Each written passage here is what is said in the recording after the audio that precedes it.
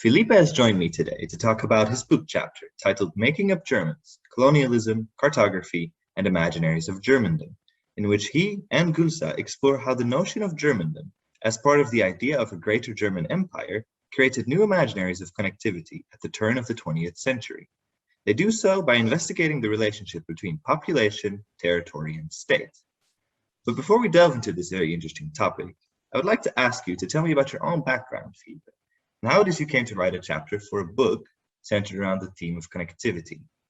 So what is the relation there? Thanks a lot, Michael. First of all, I should also say hello from Gülsa Chapman. She's currently on holidays, for all these challenging years, now I think it's well deserved. So we decided that I should just do it.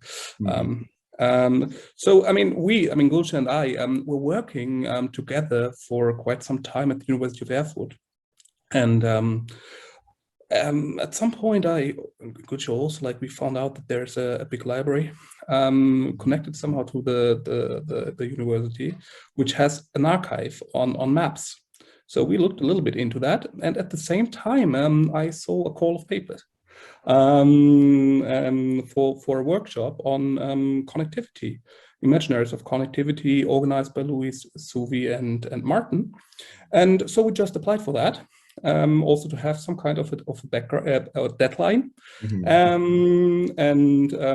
maybe to present some of the work there. So that's basically the story behind that. So just an archive we didn't know a lot about.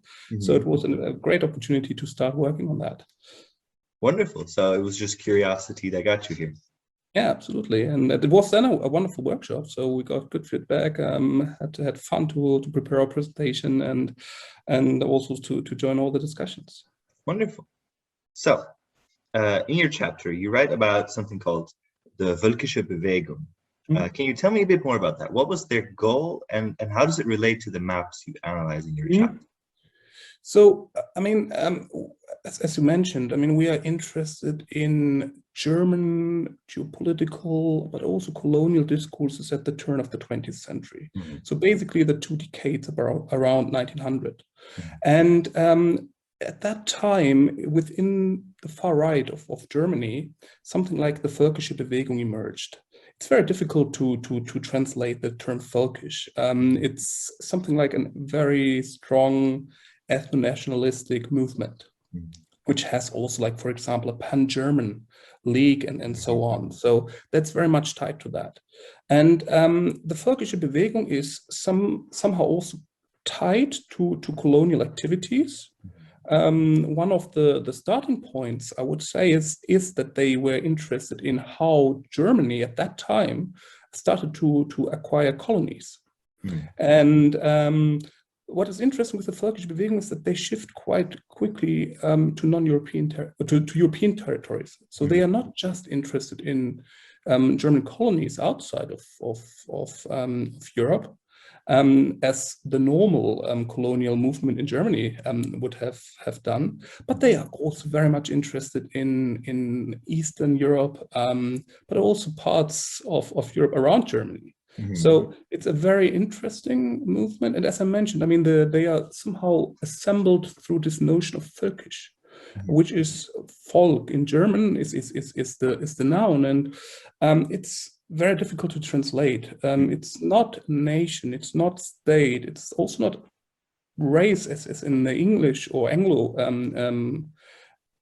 discourse. It's a bit different, but it's also something like an entity of somehow Germans, how they construct Germans and people maybe. But if you would tell someone in Germany now the term Völkisch, for example, everyone would have a very strong connotation. So it is very much clear that this is something on the far right, also in these days. So it's not a neutral term like you would use for people, for example, but it's coming with a strong connotation. And so this movement tries to claim a lot of territory in the name of Germans. They saw the Germans that settled in, for example, Romania and Czechoslovakia. They saw the Low Germans in the Netherlands and the Flemish people, as well as kind of part of this folk, I suppose you would call it. And so how does their movement relate to the maps in your chapter and the statistics? How involved were they? So they had also this notion of Germandom, which is Deutschtum. I mean, we translate it Deutschtum as Germandom, which is also, I mean, difficult to translate, but I think also from the acoustic Germandom comes far closer to Deutschtum than it would be Germanness or something like that. So they have this imaginary of this community of Germans. And what we do then in this chapter, we investigate one author, or one figure of that movement, which is Paul Langhans, and he is a cartographer. At the press I mentioned, or the archive we visited now, is connected to this press, which is the Justus Perthes press, and he was one of the figures there. And he was also very much working on statistics. So what he brings somehow together are these two technologies of governmentality, some would call them, maps and statistics. And of course, I mean, as some also authors would argue, maps and statistics are not neutral devices or something like that, right? So they are also part of creating imaginaries, imaginaries of connectivity. So how are, so to say, in all these different parts, populations connected? It's through the notion of Germandom. And as you mentioned, they have the idea to have a greater German empire somehow, with German populations in Eastern Europe. So they are going back also, like, very much in history to some pre-Columbian German colonization of the East. They go also somehow into a broader notion of Germanness, which includes also, as you mentioned, Dutch, but also, for example, the German-speaking parts of Austria, Hungary. At that time, it was already a separate empire, but also, for example, Switzerland. The German-speaking parts there, and they want to create some kind of a German sphere of influence, at least, if not even a German empire, which is of course far larger than the German empire of the so-called Kaiserreich, which was established in 1871. Okay, so it's good you mentioned that, because, and this was more of a personal question than anything, I was really wondering if the publications by this publishing house made it abroad to, for example, the Netherlands, and if it did, how would the Dutch have responded to being suddenly labeled German around the turn of the century? Because I was very interested how people might feel about that. About that, I haven't found something yet, but I was also super interested in that. So how did others react? And I think, I mean, we start the chapter with a very small episode about, like, some British official correspondence of the publication of a colonial atlas by this publishing house, and also of other maps by this publishing house, which were all commissioned by Paul Langhans, this specific cartographer. And the British were a bit like, oh, what is going on here? They are claiming some parts of the south of Africa as German, because it's the Boers. And of course, they make this connection: Dutch, Boers, Germans. So it's this kind of idea, and they were like thinking, can we protest against that as a government, about against this kind of a map? Well, difficult, because it's a private publishing house, right? And so on. So they have had a bit of correspondence, and I found this quite interesting. So it's something, I mean, just in this episode, which of course should be or could be further done, meaning that what happened also with these maps when they were brought into some kind of the public, right? Maps are never something which are stable. They are also, like, if you think about that, a map is always used, and every time you use it, it changes in its meaning. So it's a permanent process which is never fixed. And that would be interesting, of course, to see how some of the territories which are claimed by Germans are then also, like, what the reactions are in the Netherlands, but also like, I mean, particularly in, of course, in Eastern Europe. Absolutely. Yeah. And then on a similar note, I was wondering, what was the readership in Germany of the publications of the Justus Pertus publishing house? Mhm.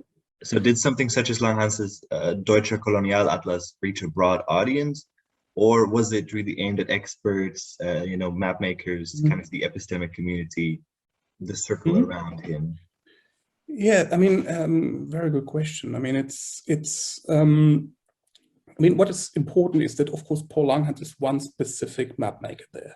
So the publishing house at that time is working on atlases for more than half a century, so 60, 70 years of experience with that. They had a couple of other atlases which are not, one would say, I mean, somehow connected to the far right in Germany, so but more to liberal, also very much classical geographical topics. Langhans is then a specialist on colonial atlases, so he's always interested in colonies somehow. And when he published the German colonial atlas over a couple of years, so it takes a bit to get all the information together. He publishes it over, I think, 7 years or so. And what he does is, what the atlas is it is at that time one of 2 larger German atlases on colonies. So the readership is very much within the German population. So you have at the mid of the 19th century, of course, a spread of some kind of a bourgeoisie. In German, they would call it Bildungsbürgertum. So people who are somehow starting privately to educate themselves, who would buy these products from Justus Pertus. So the readership is very much a private audience. And the other thing which is also important is that at that time, during the 19th century, you have very few academic chairs, for example, for geography. So one of the larger chairs, which was then rather lately established, is the one, by the way, of Friedrich Ratzel in Leipzig, who is then the person who more or less started the German version of geopolitics and Lebensraum and so on, which is then also somehow picked up by Langhans, who was also in contact with Ratzel, I mean Leipzig, and Gotha, where the Justus Pertus press is not far away. Today it's quick by train, but I can imagine also around 1900 this wasn't a very long journey. I see. So then I was wondering, these maps, these statistics were used to create an imaginary of Germany, this kind of sphere of influence, as you say it. And then towards the end of your chapter, you say the following, which is, introducing the imaginary of Germandom makes it possible to think both empire and nation state as connected. So maybe I'm making you state the obvious, but I was wondering, what are the benefits of having a country with the ethnic homogeneity of a nation state, while also operating on the logic of expansion like an empire? What could be the reasoning behind that? I mean, it might go back a bit to the person I just mentioned, which is Friedrich Ratzel and his idea of Lebensraum. So for Ratzel, empires always compete around living space. Yeah, they are like organisms. So he's very much like introducing Darwinism into geopolitical reasoning. And for him, you either expand or you shrink. So it is stabilization through expansion, so to say. Yeah, so that's more, I mean, usually people will call an empire something like that. In particular, if you don't use the maybe more or less sterile word of empire, but if you use the word or the more the other noun, which is imperialism. Yeah. So imperialism is something which is always about extension. Or expansion, right? But then on the other side, I mean, this völkische Bewegung was very much interested in ethnic homogeneity. Yeah, and then also like later around, like I would say in this context, 1905, around that, strongly influenced also about with ideas about race and racism. So they bring this together, and which is also like, of course, I mean, we didn't expand this, as you mentioned. It's just the very end, I think, of the chapter. Yeah. But something also conceptually to think about, right? That empire and nation state are not just a sequence of events. The one comes first, the empire, and then it's transformed into nation state, but that you have also mixed forms. And that these kind of conceptual dichotomies might not always work that well. Absolutely, and one might not exclude the other either. This example shows, I suppose. Yeah. Very good. Thank you so much.